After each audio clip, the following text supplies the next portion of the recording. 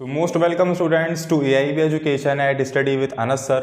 Today I will be start in class 12 Political Science chapter number 7 क्षेत्रीय आकांक्षाएं, जो कि हमने लास्ट क्लासेस के अंदर स्टार्ट कर दिया था और बहुत सारे इंपॉर्टेंट टॉपिक्स जो हमने कवर भी कर लिए थे।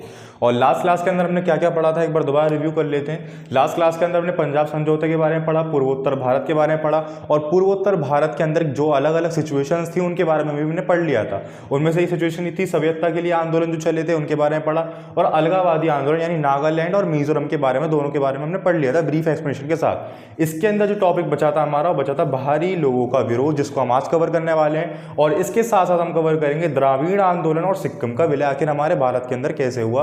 तो चलिए स्टार्ट करते हैं अपनी क्लास को और समझते हैं इन सारे टॉपिक्स को काफी इजीएस्ट वे के साथ, ब्रीफ एक्सप्लेनेशन के साथ और साथ में अपने हिंदी नोट्स के साथ।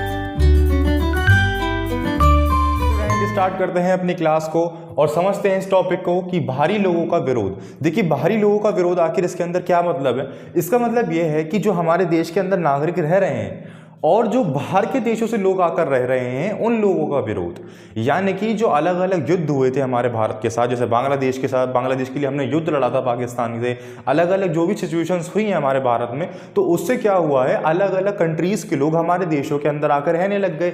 और वो आए शरणार्थी बनकर थे बट बन नागरिक गए, यहाँ पे रहते रहते यहीं रोजगार कर लिया, यहीं सब कुछ कर लिया। तो यहाँ के यानी हमारे भारत के लोग जो बाहर के देशों से लोग आए हुए हैं उन लोगों को अपनी संस्कृति, अपने रोजगार के लिए खतरा मानते हैं, क्योंकि वो ये मानते हैं कि बाहर के आदमी जो हमारे देश के नागरिक ही नहीं है, जब वो बाहर से आकर हमारे देश के अंदर रहेगा, हमारे देश का रोजगार भी लेगा, तो हमारी जॉब तो खतरे में ही है। यानी कि रोजगार उतना नहीं है, क्वांटिटी उतनी बढ़ती जा रही है लोगों की, तो इसलिए जो बाहर से आए हुए लोग हैं उनको वापस भेजा जाना चाहिए। तो ये आंदोलन उभरे उस समय पे। तो यहाँ पे क्या हुआ कि आंदोलनकारी नेताओं ने मांग कर दी कि 1951 के बाद राज्यों में प्रवेश करने वाले सभी बाहरी लोगों को वापस भेजा जाना चाहिए। ये हुआ था हमारा 1951 के बाद। एक सिचुएशन आई थी कि भाई 1951 के बाद जो राज्यों में प्रवेश करने वाले लोग हैं जो बाहर देशों से आए हुए हैं उनको सभी को अपने वापस वतन भेज देना चाहिए, यहाँ पर नहीं रखना। स्टूडेंट्स, असम आंदोलन यानी अवैध अप्रवासी बंगाली दबदबे तथा मतदाता सूची में लाखों अप्रवासियों के नाम दर्ज करने के खिलाफ थे। अब जैसे कि हमारे बाहर के लोग आके हमारे भारत में बस गए थे, तो अब क्या हुआ, जो मतदाता सूची थी, मतदाता की गणना होती थी, उसमें लाखों हजारों लोगों के जो बाहर से आए हुए थे उनके नाम भी दर्ज हो गए। तो उनके नाम जब दर्ज हो गए तो वहां के असम के लोग या बंगाली दबदबे के लोग उन्होंने उसका विरोध किया। जब उन्होंने उसका विरोध किया तो क्या हुआ, 1979 से असम के छात्र संगठन आसू, ये आपको याद रखना है, असम के छात्र संगठन आसू AASU ने बाहरी लोगों के विरोध में यह आंदोलन चलाया।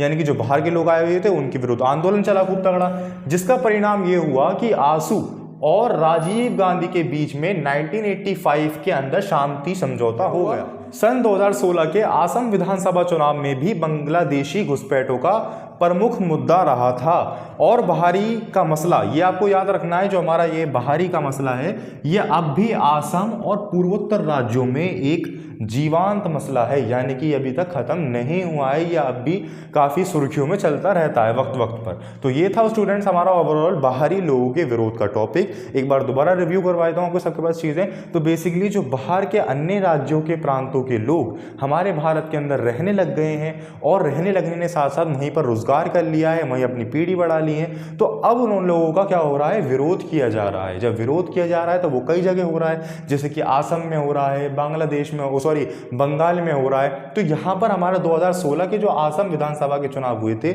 उसमें बांग्लादेशी घुसपैठों का ही प्रमुख मुद्दा रहा था कि हमने इनकी मदद करी थी, जब से लोग गए ही नहीं है। तो ये हमारा ओवरऑल टॉपिक था। सो आई होप आपके भी क्लियर हुआ होगा। अब हम मूव करते हैं अपने नेक्स्ट टॉपिक की तरफ, यानी कि द्राविड़ आंदोलन की तरफ। अब हम मूव करते हैं अपने नेक्स्ट टॉपिक की तरफ, यानी द्राविड़ आंदोलन की तरफ।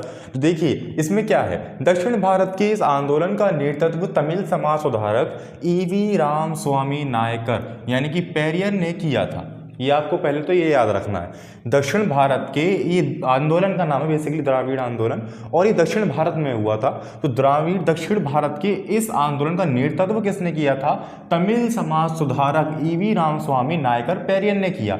इस आंदोलन ने उत्तर भारत की राजनीतिक, आर्थिक व सांस्कृतिक प्रभुत्व में ब्राह्मणवाद व हिंदी भाषा का विरोध तथा क्षेत्रीय गौरव बढ़ाने पर जोर दिया था। इस आंदोलन का पर्पस क्या था? इस आंदोलन का पर्पस ये था कि हमारी राजनीतिक, हमारी आर्थिक, हमारी सांस्कृतिक के प्रभुत्व में ब्राह्मणवाद और हिंदी भाषा का विरोध किया इन्होंने, और साथ में अपना क्षेत्र को बढ़ाने को यानी क्षेत्रीय गौरव बढ़ाने पर भी काफ़ी ज़्यादा इन्होंने जोर दिया था। इसे दूसरे दक्षिणी राज्यों के समर्थन नहीं मिला।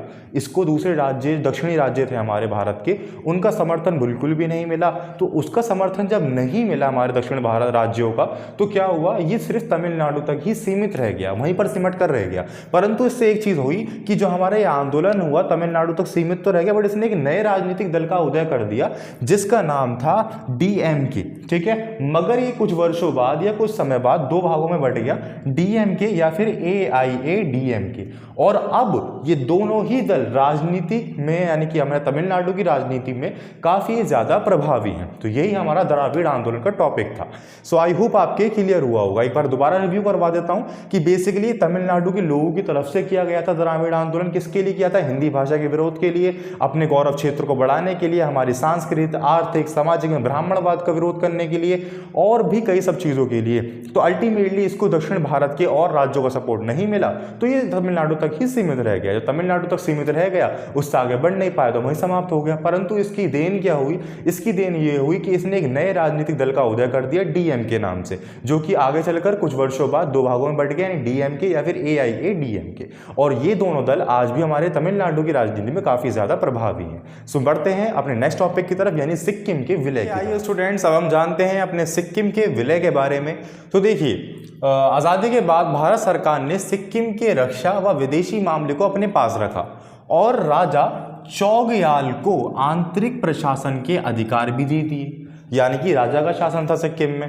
परंतु राजा जनता की लोकतंत्र भावना को नहीं संभाल सका और अप्रैल 1975 में सिक्किम विधानसभा ने सिक्किम का भारत में विलय के प्रस्ताव को पास करके जनमत संग्रह कराया, जिसमें जनता ने सहमति प्रदान करी।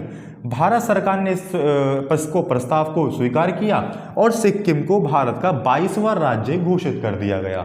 तो ये था हमारे सिक्किम का विलय का टॉपिक। यानी कि जब भारत आज़ाद हुआ तो सिक्किम की रक्षा, सिक्किम का विदेशी मामला, इसको अपने पास ही रखा और राजा चौगयाल को विदेशी यानी आंतरिक प्रशासन के अधिकार भी दे दिए। परंतु ये अधिकार देने के बाद भी राजा अपनी जनता की लोकतंत्र की भावना को नहीं संभाल सका और फिर क्या हुआ, और फिर ये हो गया कि 1975 में सिक्किम की विधानसभा ने भारत के दिए गए प्रस्ताव को स्वीकार किया, उसको पास किया और अपनी पब्लिक से इसका वो इलेक्शन करवा लिया कि आप बताओ हम क्या करें।